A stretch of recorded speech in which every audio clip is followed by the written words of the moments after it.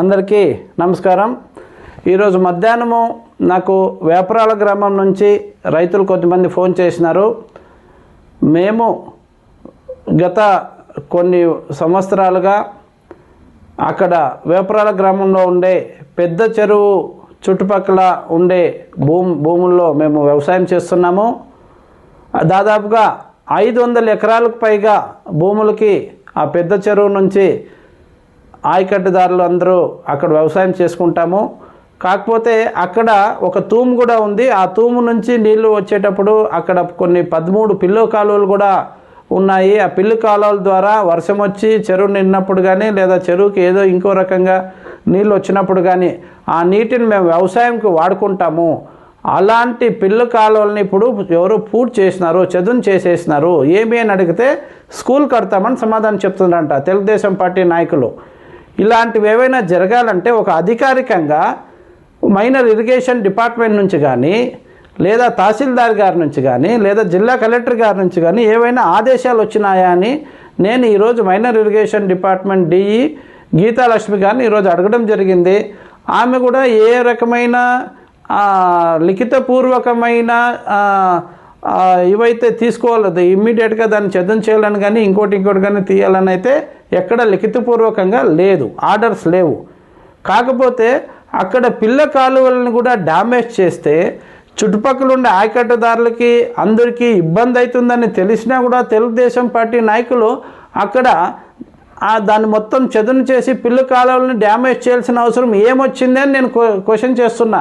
ఇప్పుడు ఆయకట్టుదారులు నన్ను అడుగుతున్నారు, మేమందరూ ఓట్లేసి గెలిపించిండే సర్పంచ్కి కానీ ఎంపీటీసీకి కానీ తెలియకుండా ఇప్పుడు మా ప్రభుత్వం వచ్చింది అని చెప్పి తెలుగుదేశం పార్టీ నాయకులు దౌర్జన్యంగా ఇక్కడ ఈ జంగిల్ మొత్తం క్లియర్ చేయడం ఏంది అని వాళ్ళు క్వశ్చన్ చేస్తున్నారు।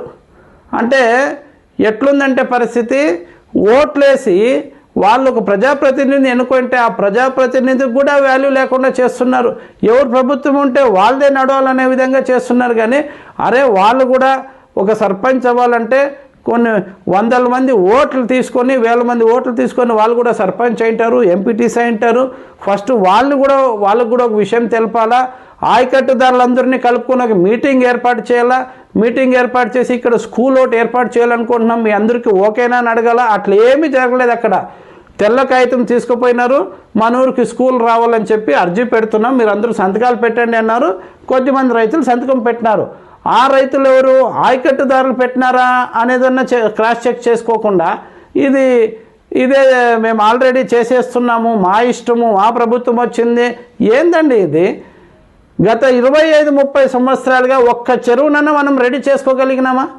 పాతకాలంలో రాజమహారాజుల కాలంలోనా లేదా మన తాత ముత్తాతల కాలంలోనో వచ్చిండే డ్యాములు చెరువులు తప్పితే ఏమైనా ఒక చెరువునన్నా మనం రెడీ చేసుకోగలుగుతున్నాం అనేది ఆలోచించాలి। మనము కొత్తగా ఏదైనా అభివృద్ధి కార్యక్రమం చేయకపోయినా పర్లేదు, కానీ జరుగుతుండే అభివృద్ధిని జరుగుతుండే సాగునీటి సామర్థ్యాన్ని దాన్ని నీట్గా వాడుకుంటుండే రైతులకి డ్యామేజ్ అయ్యేటట్లా ఇలాంటి చర్యలు తీసుకోరాదని చెప్పి నేను తెలుగుదేశం పార్టీ నాయకుల్ని హెచ్చరిస్తున్నాను। ఇది చాలా పెద్ద తప్పు జరుగుతూ ఉంది। ఎందుకు ఇలా జరుగుతూ ఉంది? అధికార మతంతో ఇలా చేయరాదని నేను మీ అందరికీ చెప్తున్నాను। ఎందుకంటే ఏ పని చేసినా నాయకుడు అనేవాడు ఏ పని చేసినా దీనివల్ల 10 మందికి సాయం అవుతుందా లేదా, దీనివల్ల 100 మందికి సాయం అవుతుందా లేదా అని చూడాలి। ఆల్రెడీ అక్కడ ఉండే పెద్ద చెరువుకి ఆటోమేటిక్గా నాగిరెడ్డిపల్లి నుంచి నీళ్ళు వస్తాయి। ఆ చెరువులో వచ్చిన నీళ్ళని ఆయకట్టుదారులు వాడుకుంటున్నారు। ఆయకట్టుదారులు రేపు పొద్దున పిల్ల కాలువలు లేకపోతే వాళ్ళకి నీళ్ళు ఎట్లా వస్తుందనే ఆలోచన లేకుండా మీ ఇష్టానుసారం నిర్ణయాలు తీసుకొని చదును చేయాల్సిన అవసరం ఏమొచ్చిందని నేను అడుగుతున్నా। కనీసం నేనైతే డి గారితో మాట్లాడినాను, మేడం మీరు ఏదైనా శాఖాపరమైన చర్య తీసుకోండి అని కూడా నేను చెప్పడం జరిగింది। డి గారు కూడా శాఖాపరమైన చర్య తీసుకోవడానికి మేము ప్రయత్నం చేస్తామని చెప్పినారు। నోటీసులు కూడా పంపించాలి వాళ్ళు, ఎందుకంటే బఫర్ జోన్ బఫర్ జోన్ అని ఉంటుంది, ఒక చెరువు అన్నాక బఫర్ జోన్ ఉంటుంది, అక్కడ ఏ రకమైన కార్యక్రమాలు చేపట్టరాదు। ఆ చెరువు చుట్టుపక్కల బఫర్ జోన్లో ఏ రకమైన కట్టడాలు కూడా కట్టరాదు। ఏదైనా ఆ చెరువుకు ఉపయోగపడే విధంగా ఏదైనా ఒక మోటార్ రూమో ఇంకోటి అయితే చేయొచ్చు, కానీ ఆ బఫర్ జోన్లో ఎలాంటి కట్టడాలు కూడా కట్టరాదు। ఏమాత్రం పర్మిషన్ లేకుండా మన ఇష్టం వచ్చినట్లు ఎవరు చేయరాదు। రాయదుర్గం నియోజకవర్గ వ్యాప్తంగా ఉన్న ఏ ఒక్క చెరువు చుట్టుపక్కల కానీ అనాథరైజ్డ్ కన్స్ట్రక్షన్ జరగరాదు. అనాథరైజ్డ్గా ఇల్లీగల్గా ఆక్యుపై చేసుకోరాదు, అక్కడ లేఅవుట్ లేరాదు. ఇవన్నీ విషయం అందరికీ తెలిసిన అయినా కూడా అధికార మదంతో మేము ఇప్పుడు ఏం చేసినా జరుగుతుంది, మాది కాంగ్రెస్, మాది ఇప్పుడు తెలుగుదేశం పార్టీ ప్రభుత్వం ఉంది, మా ఇష్టము అని విర్రవీగొద్దండి. దయచేసి మీకు సాధ్యమైతే అభివృద్ధి చేయండి, ఆల్రెడీ ఉండే అభివృద్ధి కుంటు పడేటట్లు మాత్రం చేయొద్దని అని చెప్పి నేను మీకు అందరికీ హెచ్చరిస్తున్నాను. అలాగే ఈ విషయమై నేను వేపరాల గ్రామాన్ని కూడా సందర్శిస్తాను. సందర్శించినప్పుడు అక్కడ ఏదైనా పిల్ల కాలువలు మళ్ళీ యాజ్ ఇట్ ఈస్గా ఉండాలి. ఇప్పుడు నేను వృత్తిపరమైన పని మీద నేను వేరే ఊళ్ళో ఉన్నాను కాబట్టి ఇమ్మీడియట్గా వేపరాల గ్రామానికి వెళ్ళలేకపోతున్నాను. కాకపోతే నేను ఒక 3-4 డేస్లో మ్యాక్సిమం ఒక 1 వీక్ లోపల నేను అక్కడికి మళ్ళీ వస్తాను.